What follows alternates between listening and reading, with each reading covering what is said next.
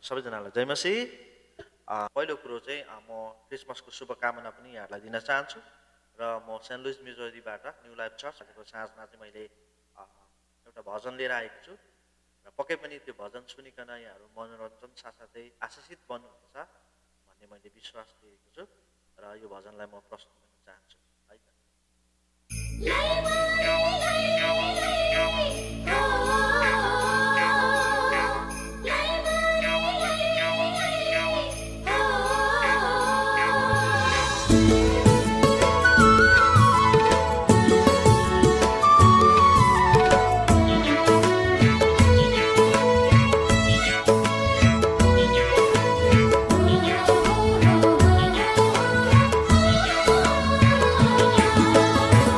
कहाँसम्म जाने यात्री हो, मुक्तिको बाटो खोजेर। कहाँसम्म जाने यात्री हो, मुक्तिको बाटो खोजेर। दुई बाटो बनिएको छ, बाटो बनिएको छ। एउटा बाटो फराकिलो छ, बालमसम्म पुग्ने। अर्को बाटो यस्तो पनि छ, क्रिस येशूसम्मै पुग्ने। कता जाने निर्णय गर हो, कहाँ जाने कता जाने निर्णय गर हो। कहाँसम्म जाने यात्री हो, मुक्तिको बाटो खोजेर।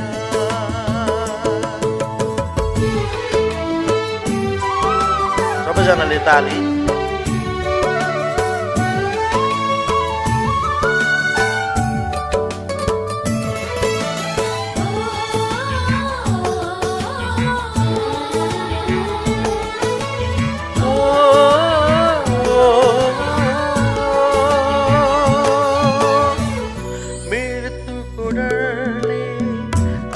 जीवनभरि दशकोमा फसेकाहरूलाई डाँडा काँडा देउराली भन्छन्, बढ्पीपलमा अल्झेकाहरूलाई आकाशी चोलेर जाने सुने। आकाशी चोलेर जाने सुने, छुटकारा तिमीलाई दिनेछ। कहाँसम्म जाने यात्री हो, मुक्तिको बाटो खोजेर।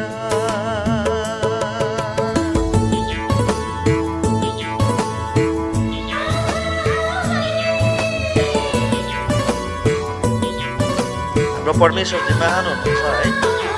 अनि उहाँमा मात्र मुक्ति छ, उहाँ मात्र सत्य बाटो हुनुहुन्छ है। त्यसै कारण आज उहाँको लागि हामी गाउनुपर्छ। बिरहमा जल्ने मानवलाई हर पल सताउने गर्दछ। धरती लोकमा बिन्ती सुन्ने एक उद्धारकर्ता छ। वैकुण्ठ धाममा उनको राज्य छ। वैकुण्ठ धाममा उनको राज्य छ। येशूमा मात्र प्रवेश छ।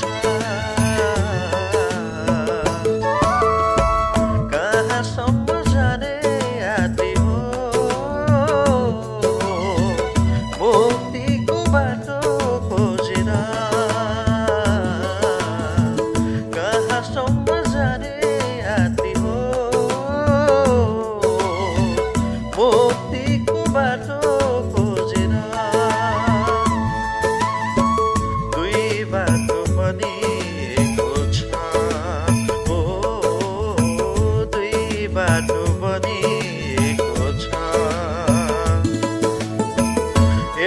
बाटो फराकिलो छ बालमसम्म पुग्ने अर्को बाटो यस्तो पनि छ ख्रिस्ट येशूसम्मै पुग्ने कहाँ जाने कता जाने निर्णय गर हो कहाँ जाने कता जाने निर्णय गर हो कहाँसम्म जाने यात्री हो मुक्तिको बाटो खोजेर कहाँसम्म जाने यात्री हो मुक्तिको बाटो खोजेर ओ